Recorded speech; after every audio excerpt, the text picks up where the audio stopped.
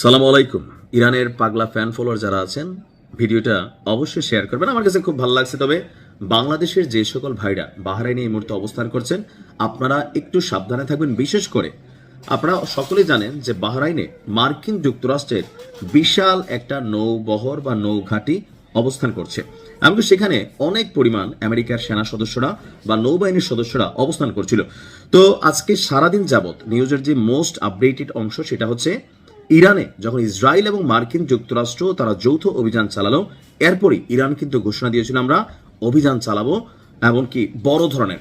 তো আমি যখন নিউজটি করছি একযুগে কাতার, বাহরাইন, কুয়েত, সৌদি আরব, সংযুক্ত আরব আমিরাতে আমেরিকার যে ঘাঁটিগুলো আছে সেখানে বড় ধরনের অভিযান চালিয়েছে ইরান। দেখেন, আকিদাগত দিক থেকে আপনি ইরানকে অপছন্দ করতে পারেন, কিন্তু আজকের দিনে যদি মুসলিম রাষ্ট্রগুলোর মধ্যে শক্তিধর অন্যায়ের বিরুদ্ধে প্রতিবাদ করার মতন, পশ্চিমাদের বিরুদ্ধে গুটিবাজির বিরুদ্ধে রুখে দাঁড়ানোর মতন হিম্মত কলিজা কারো থাকে সেটা হচ্ছে ইরান। কি লাভ হবে আমরা শিয়া সুন্নি ভেদাবাদি গিয়া যখন সৌদি আরব দেখি যে আমেরিকার পা চাটে পেছন থেকে বলে ইরান তুমি থাক, ঝগড়ার দরকার নাই, যা চাই দিয়া দাও। ভাই রাগন খুশি হন, অনেস্ট টু বি সে। আচ্ছা, আমি বেশ কয়েকটা ফুটেজ দেখছি, আপনারা নিশ্চয়ই অনেকে দেখছেন যে কাতার এবং বাহরাইনে যে হামলা চলছে, বিশেষ করে বাহরাইনে আমার আশেপাশে পরিচিত অনেক মানুষ আছেন যারা আমাকে অনেকগুলো ফুটেজ পাঠিয়েছেন যে ভাই বাহরাইনে আমরা নিরাপদ নাই বা আপনারা একটু নিউজ টিউজ করেন। তা আমি মনে করি যে ইটের জবাব পাটকেলে দিতে হবে। তো পাটকেলে দিতে গেলে সেখানে খেলা চলবে। তো যারা বাংলাদেশের মানুষ আছেন এই মুহূর্তে বাহরাইনের যেখানে মার্কিন সামরিক ঘাঁটিগুলো অবস্থিত সেখান থেকে আপনারা নিরাপদ দূরত্বে সরে যান। এক বিবৃতিতে ইসরায়েলের সামরিক বাহিনী যখন বলছে যে আপনার ইসরায়েলেও পাল্টা অভিযান চালানোর চেষ্টা করছে, তো আরেক দিকে আমরা দেখছি কাতার, বাহরাইন সহ আরো বেশ কিছু ঘাঁটিতে একযোগে অভিযান চালাচ্ছে। এখন ইরানের মন্তব্য হচ্ছে যে এগুলোতে কেন চালাচ্ছে, আমেরিকা কিন্তু প্রকাশ্যে নিজেরা ঘোমটা সরাইয়া নেকাব খুলে এসে অভিযান চালায় নাই।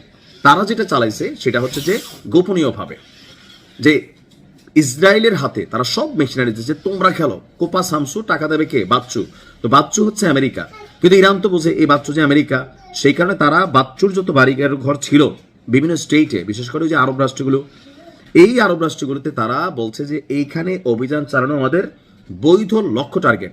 আপনি দেখেন যে আমি গত 2 থেকে 3 দিন আগে একটা নিউজ দিয়েছিলাম, কাতার এবং বাহরাইন থেকে মার্কিন যুক্তরাষ্ট্রের যে সেনাঘাটিগুলো আছে সেখান থেকে দামি দামি বিমান, যুদ্ধ বিমান, এয়ার হ্যাঙ্গার বা যুদ্ধ বিমানের যে হ্যাঙ্গার আছে, পাশাপাশি যে সামুদ্রিক এরিয়াগুলোতে বাহরাইনে যে রণতরীবাহী যুদ্ধ জাহাজগুলো আছে, যুদ্ধ বিমানবাহী রণতরী জাহাজ, তো সব কিছু কিন্তু মোটামুটি সরাই নিয়েছে। কিন্তু চাইলেই তো রাতারাতি আসলে সব কিছু সরানো সম্ভব না। তো এই মুহূর্তে ইরান যা করছে এটা টিকে থাকা লড়াই। আমি জানি এই লড়াই ইরান হেরে যাবে, এটা বি অনেস্টলি যদি আমাকে জিজ্ঞেস করেন, তবে লড়াইটা দীর্ঘমেয়াদী হবে।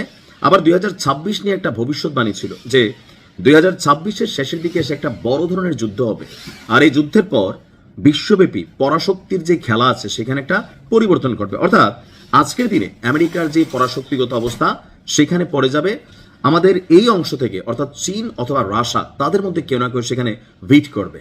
আজকে ইরান হেরে যাওয়ার মানে হচ্ছে রাশিয়া আগামী টার্গেট, ইরান হেরে যাওয়ার মানে হচ্ছে চীন আগামী টার্গেট। এমনকি মধ্যপ্রাচ্যে শুধু একটা রাষ্ট্রকে আজ পর্যন্ত ঝুঁকাইতে পারে নাই, সেটা হচ্ছে ইরান। জ্ঞান, বিজ্ঞান, গবেষণা, ইনস্টিটিউশনাল প্রযুক্তি সবকিছুতে আকাশচুম্বী জনপ্রিয়তা, এমনকি পররাষ্ট্র নীতিতেও শক্তিধর রাষ্ট্রগুলোর সাথে সখ্যতা আছে। তবে এটা তৃতীয় বিশ্বযুদ্ধের দিকেও যাইতে পারে, মধ্যপ্রাচ্য জুড়ে পুরো যুদ্ধ ছড়াই যেতে পারে। সামহাও একটা বিগার কোনো কিছু ঘটতে যাচ্ছে। তো আল্লাহর কাছে দোয়া করি আল্লাহ যেন ইরানকে হেফাজত করে। আর আপনারা যারা আছেন দোয়া করবেন, কারণ দাওয়ার সাথে দোয়াও লাগে।